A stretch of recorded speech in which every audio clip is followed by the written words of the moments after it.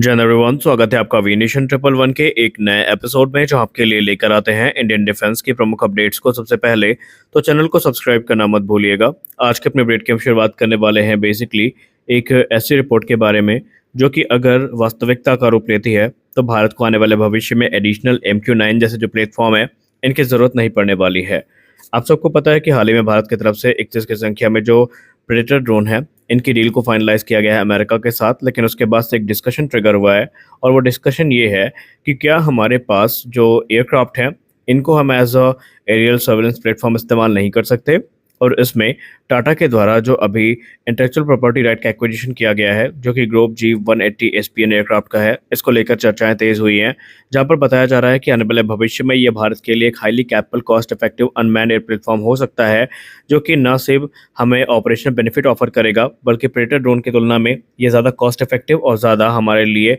जो है एडवांस होने वाला है। रिपोर्ट्स में कहा जा रहा है कि टाटा कंपनी के पास इसके IP राइट्स हैं जो कि ग्लोब G180 SPN एयरक्राफ्ट के हैं, और आने वाले भविष्य में अगर भारत चाहेगा तो इंडियन आर्म फोर्सेस की रिक्वायरमेंट के हिसाब से इसको मॉडिफाई किया जा सकेगा, कस्टमाइज़ किया जा सकेगा, जहां पर अलग अलग सिस्टम और सब सिस्टम को बिना किसी रिस्ट्रिक्शन या अप्रूवल के हम यहाँ पर यूज़ कर सकेंगे। ये हमारे ऊपर है और इसका इस्तेमाल हम आने वाले भविष्य में जो इलेक्ट्रॉनिक इंटेलिजेंस है, intelligence, surveillance, target acquisition, reconnaissance जैसे जो मिशन है इनको पूरा करने में इसका इस्तेमाल कर सकते हैं। या अगर आसान शब्दों में बात करें तो ये हमारी आर्म फोर्सेस के लिए एक बड़ी अपॉर्चुनिटी को लेकर आएगा। सबसे बड़ा बेनिफिट यहाँ पर कॉस्ट का होगा। दरअसल ग्लोब G180 SPN को लेकर कहा जाता है कि ये तकरीबन $8 मिलियन पर यूनिट की प्राइस टैग के साथ हमें देखने को मिलने वाला है, जबकि अगर हम प्रेडेटर ड्रोन की बात करें तो 12 मिलियन डॉलर्स पर यूनिट की कॉस्ट में हमको देखने को मिलते हैं। तो हमारे लिए ये कॉस्ट इफेक्टिव ऑप्शन हो सकता है। और अगर हम इसको कंपेयर करें PA-टाइप पोसाइडन से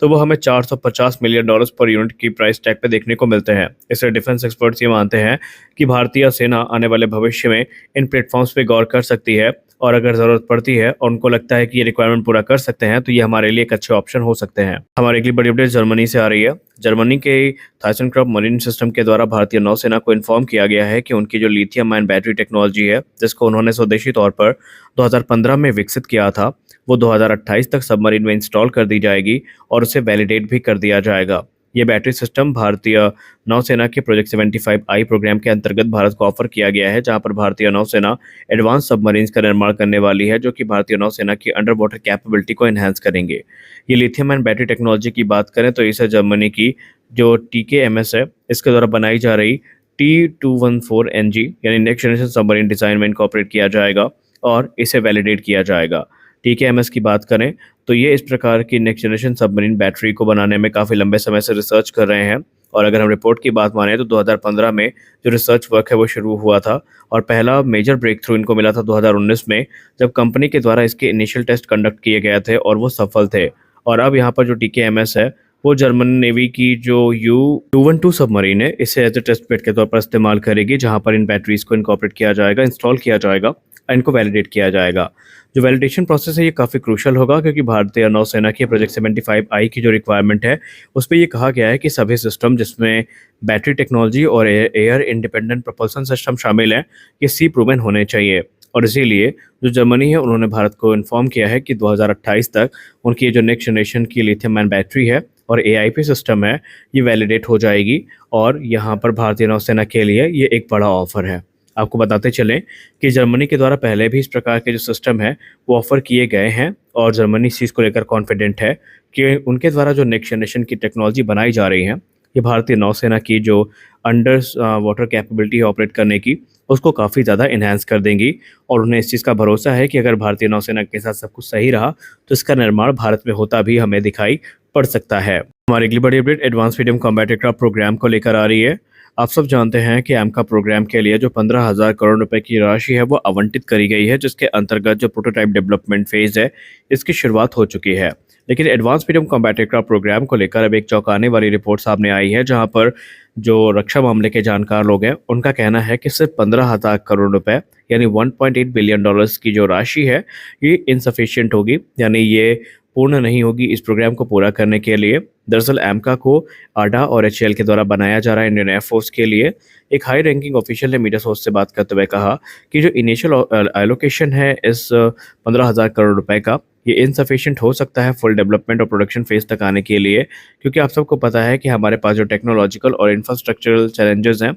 ये काफ़ी ज़्यादा है। उन्होंने कहा कि अगर आप इस प्रकार के प्रोग्राम को क्लोजली मॉनिटर करें तो आप ये पाएंगे कि F-35 AC-57 जैसे एयरक्राफ्ट के स्टैंडर्ड को प्राप्त करने के लिए हमें 15,000 करोड़ रुपए से ज़्यादा के फंड्स की ज़रूरत पड़ सकती है, क्योंकि आज तक किसी भी देश ने इतनी कम राशि में जो एक advance fifth generation fighter aircraft है इसको बहुत ही मुश्किल से बनाया है या नहीं बनाया है। उन्होंने कहा कि अगर आप ग्लोबल एग्जाम्पल को गौर से देखें और करंट ट्रेंड्स पर नज़र डालें तो आपको पता चलेगा कि इंडस्ट्री में जो ये पूरा का पूरा कॉस्ट सिस्टम चलता है ये काफ़ी ज़्यादा आगे जाने वाला है, और इसमें हमें तकरीबन 50,000 करोड़ रुपए से 60,000 करोड़ रुपए यानी $6 बिलियन से $7 बिलियन तक की ज़रूरत पड़ सकती है इसको पूरा करने के लिए, क्योंकि हमें रिसर्च और डेवलपमेंट फेज़ को आगे बढ़ाना होता है। हमें जो प्रोटोटाइप टेस्टिंग है वो करनी होगी, इंजन डेवलपमेंट करना होगा, प्रोडक्शन इंफ्रास्ट्रक्चर तैयार करना होगा और लार्ज स्केल प्रोडक्शन के लिए जो ऑपरेशनल यूनिट्स हैं ये बनानी होंगी। और इसका सीधा मतलब ये है कि हमें अतिरिक्त फंड्स की ज़रूरत पड़ेगी और ये जो फंड्स एलोकेट किए गए हैं ये इनसफिशिएंट हो सकते हैं।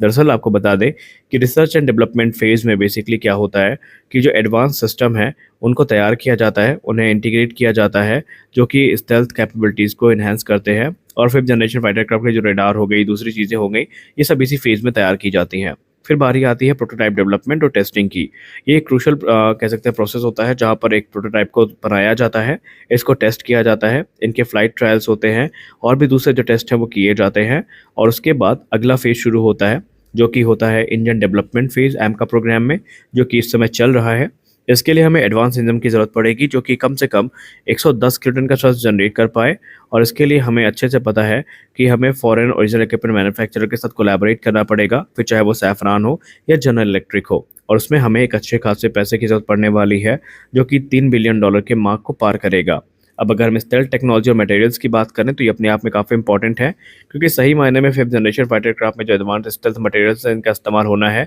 एडवांस रेडार एब्जॉर्बिंग कोटिंग्स का इस्तेमाल होना है जो कि इसकी लो ऑब्जर्वेबिलिटी को मेंटेन करके रख सके, यानी कि इसकी जो स्टेल्थ प्रोफाइल है उसको मेंटेन करके रख सके, और ये भी काफ़ी कॉस्टली एंडेवर होने वाला है, ये आसान बिल्कुल भी नहीं होगा। इसके बाद बारी आती है वेपन और एवियोनिक इंटीग्रेशन की। ये प्रोसेस भी काफ़ी ज़्यादा टाइम वाला और पैसे वाला होता है, जिसके लिए हमें एमका को तैयार करना पड़ेगा, क्योंकि एमका को कटिंग एज एवियोनिक्स से इक्विप किया जाना है, जिसमें advance radar system, electronic warfare capability और नेटवर्क सेंट्रिक जो वॉरफेयर टेक्नोलॉजी है ये शामिल होगी। इसके अलावा जो एडवांस वेपनरी है इनको इंटीग्रेशन भी हमें देखने को मिलेगा, और ये सब काफ़ी ज़्यादा खर्चे के साथ हमें देखने को मिलने वाले हैं। तो एक्सपर्ट्स का मानना है कि एमका के लिए इंफ्रास्ट्रक्चर तैयार करना, प्रोटोटाइप डेवलपमेंट फेज़ को पूरा करना और उसके बाद वेपन सिस्टम इंटीग्रेशन, इसकी सिलसिलेवार टेस्टिंग और इसको प्रोडक्शन में लाना, फिर इसका मास प्रोडक्शन करना, इसके लिए हमें कम से कम $6 से $7 बिलियन की ज़रूरत पड़ेगी, और आने वाले भविष्य में भारत के रक्षा मंत्रालय को इसके लिए खुद को तैयार रखना पड़ेगा। तो आज के इस वीडियो में बस इतना ही। आशा करते हैं ये वीडियो आपको अच्छी लगी होगी। वीडियो अच्छी लगी तो वीडियो को लाइक करिए, नए चैनल को सब्सक्राइब करिए। मिलते हैं अगले वीडियो में, तब तक के लिए जय हिंद।